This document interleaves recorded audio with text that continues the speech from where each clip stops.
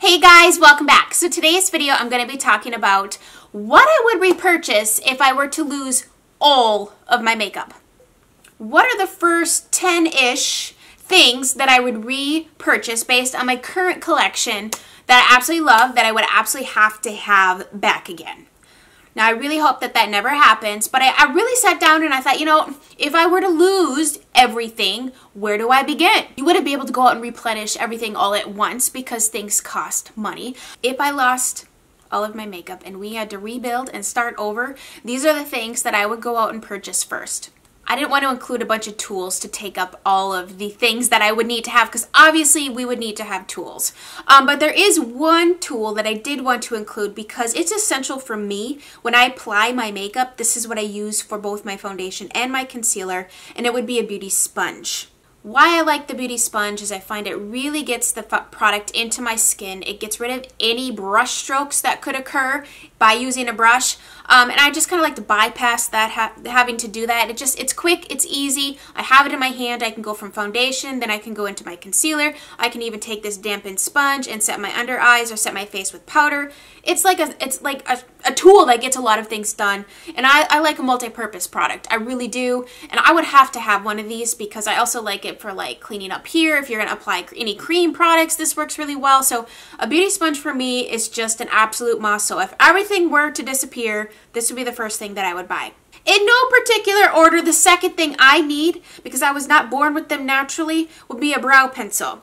If I were to take this off right now, there's a noticeable difference between a brow and no brow.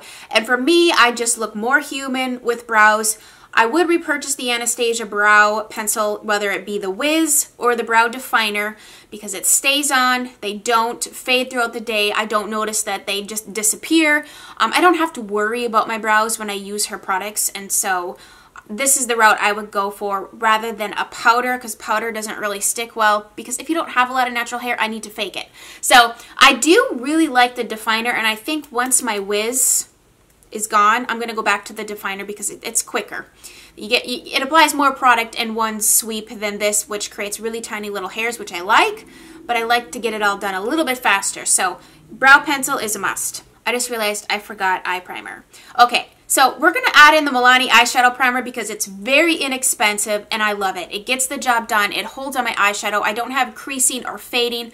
I've spent more money on eyeshadow primers. I used to do the MAC paint pot thing. I've tried the Urban Decay ones. I've tried the Lorac ones.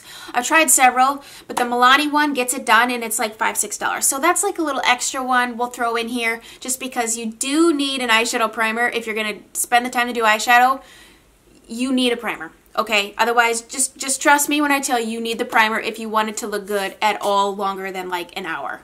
Mascara. Okay, so mascara, this is like, okay, everyone's personal opinion when it comes to mascara. Everyone has different needs, different wants. I don't personally have awesome lashes. They're okay. They're, meh, you know. So I need a mascara that is going to give me volume, give me length, and hold any sort of curl that the mascara gives me. And for me, I'm never disappointed whenever I purchase the Chanel Le Volume mascara. Now this is stupid expensive. I mean, for a mascara, we're talking $30-some, but I do get the full life out of this bad boy. I also like the wand on this. Typically don't love rubber wands, but this one has several little tiny teeth. Really helps grab the lashes that I really don't have a lot of and pull them here, pull them there. It curls them, it holds them. I don't notice flaking or smudging or any sort of negative thing about this mascara. It does come in colors, so that's kind of fun, but I just get it in black. It never lets me down. And if it doesn't let me down, then I know it's a good product and I would repurchase it. So next we're going to talk about foundation. And foundation, I was like, this is a hard decision. I mean, it depends if I need full coverage, or what if I want lightweight, or what if I want medium, or what if I'm going to be out in the cold, or what if it's 100 degrees and 99% humidity. Like, there's all these different scenarios where different foundations would suit them best. And then you got to add in where you live and the climate and your skin type and all these factors that go into choosing a foundation. It's actually a process. It really is. It's not just like blindly going into the store and I'll take this one. I narrowed it down to one that really could get me through day to night, and I love how it looks like skin. Because for me, I primarily wear my makeup during the day. So if I had to choose a foundation that would take me day to night, but when I mostly wear it is daytime, and I don't want full coverage every single day all the time, I would rather have something that looks more like skin, and then I can spot concealer, add in more coverage with concealer, or build it up to more coverage. And so I chose the Physicians Formula, the Healthy Skin Foundation.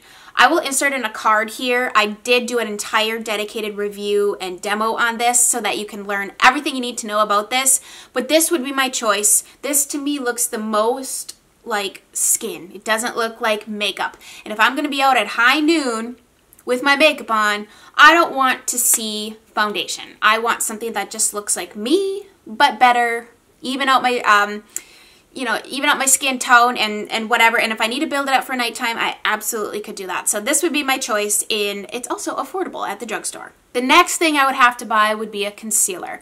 Now, I don't have a lot of under eye issues, but you know, if you do a lot of eye makeup, you really do need something to brighten up this under eye area so it doesn't look so dark.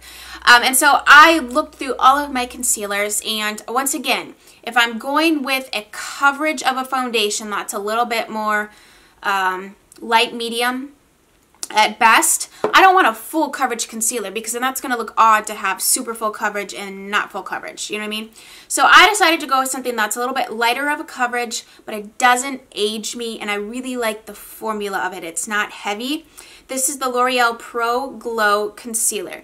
Now, I think the shade range on this is, I don't know, this is the lightest shade, and it's not that light. This is shade number 1, Classic Ivory.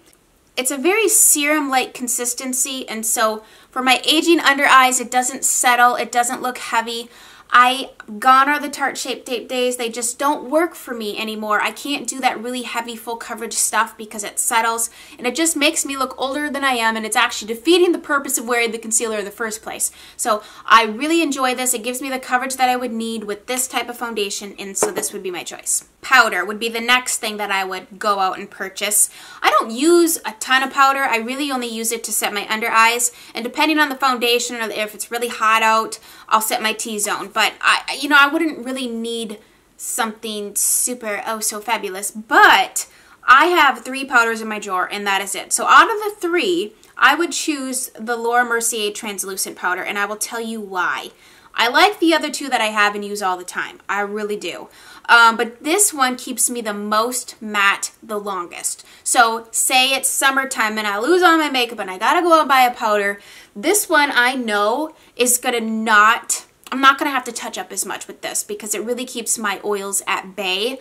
If you do any sort of baking or cleaning up underneath here, this powder also works really well for that. It doesn't add a white cast to your face. It's translucent. It's very silky feeling to the fingers, but it's not incredibly hydrating, but it's not dehydrating either. It's just a really well-rounded powder. It applies without extra. When you put it on your face, you don't see like extra powder as you're applying to like touch up or whatever. It just really works. It's very seamless. It's very effortless. And so this would be the powder that I would choose. Woo! It's raining powder.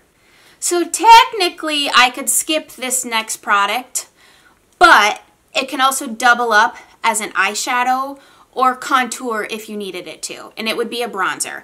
And I would choose the Ambient Lighting Bronzer. This is the shade Luminous Bronze Light. I've seen since they made these that they've now released more shades. This is from their original launch, and this was the lighter of the 2. Now this does have a little bit of a glow to it, so it's not completely flat matte, but I actually kind of like that because if you need that extra boost of glow, maybe your skin's a little lackluster, you might like something like this. But I really like the tone of this. You could use this as an eyeshadow if you needed to, if you were in a pinch, and that's the nice thing about bronzer. It's like multi-purpose. Yes, it adds a little bit of bronze to your face, but if you really concentrate your brush in the contour areas, you can skip contour powder and just do the bronzer. And a bronzer makes a beautiful eyeshadow, like I already mentioned 16 times. But I really like this formula. I love Hourglass's powders. They look effortless on the face. They don't look obviously like makeup. They really just become a part of your skin, and they last all day. So, and look at the packaging. It's just beautiful with all the fingerprints. Blush. This was a no-brainer for me because I love Hourglass blushes. So I would repurchase, if I lost everything, an Hourglass blush, because they just work. You can't get the shade range wrong because they're all stunning. I kind of picked this color for this time of year, the Radiant Magenta. It's a really beautiful pink, and pink on my skin tone just always works. I also love Mood Exposure, and I love the dim one, and I love the coral one. I love them all, okay? But once again, it's the formula. It just goes onto the skin. It's not patchy. You never have to worry about blending it. It just looks good on your face. It doesn't look like too much. You can't really screw these up. They're just wonderful. I love them. They do have a slight glow to them also, so it gives you just a really healthy skin appearance.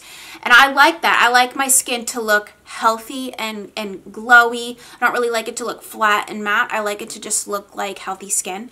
And this doesn't take away from anything else that you got going on. It just adds you can even be subtle with it if you want. But I love, love Hourglass blushes. Okay, so now we're down to 3 things. We are down to an eyeshadow. And the thing with eyeshadow is you could skip it all together. I mean, you got your mascara, so you could actually get rid of the eye primer too. If you're not going to do eyeshadow, you get rid of the primer. But you got your mascara, and we're going to talk about eyeliner, and that could be it. But I decided, you know what, I would have to buy eyeshadow.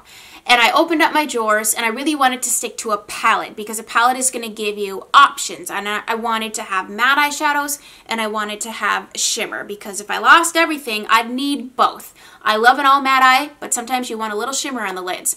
Now, I love cool tones and I love warm tones, but I decided what palette is, I mean, it never lets me down. I've never created an ugly eye look. I've never struggled blending these shadows.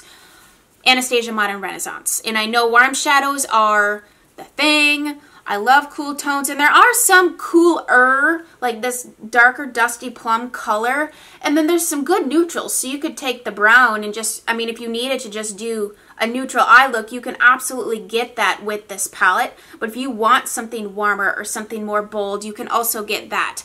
I also thought, since I didn't include a highlighter in here, my blush kind of gives a glow already, but if I did want a separate highlighter, this Vermeer color right here, you could use as a highlighter. Absolutely, hands down. So I love this palette. I'll put in a card too, a look that I recently did using this, which turned out really stunning.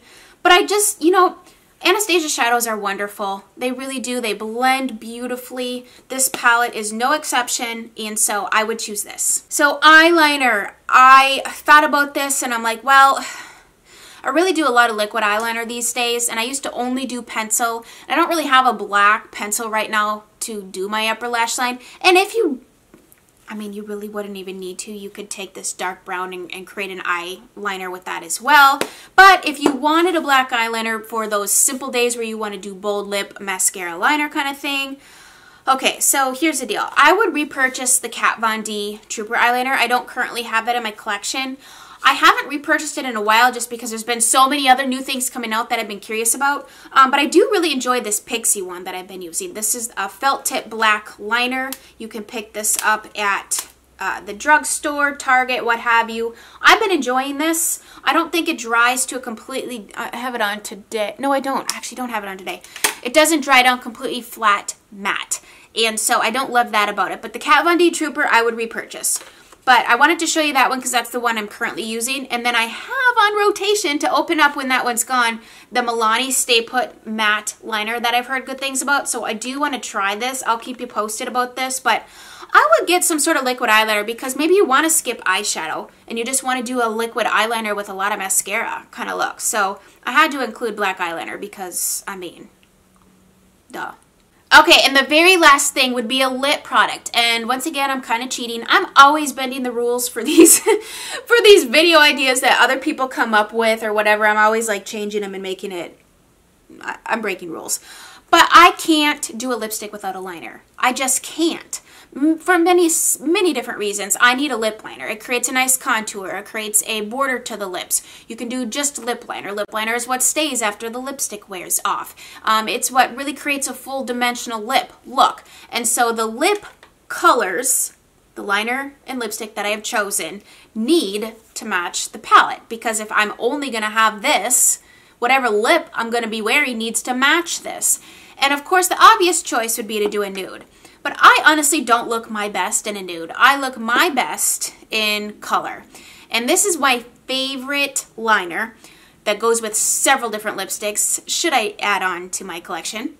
And this lipstick color is a very unique shade, and I love it, and I recommend it all the time. I recommend both these things all the time. Okay, Lancome Ideal Lip Liner. Just a really great mauve brown color. This stays on. You can pair this with so many different things. It creates a really nice contour to the lips. You can apply it really lightly, or you can apply it more heavily. You can fill your whole lips in with this and then take some chapstick over the top and you have a darker nude lipstick.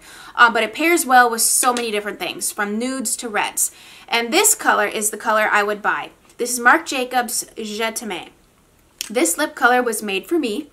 It really complements my skin color, my eye color, and when I wear this palette, I almost always wear this lipstick because it just goes so well together. But what I like about this color is it's not really red, it's not really pink, it's like this in-between, it's such an in-between unique shade that I feel like that's why it stands out so much. I would say with a palette choice like this, you could go nude or you could go red. But I like this kind of color because this kind of color could really take you from day to night too. It's not too bold for daytime.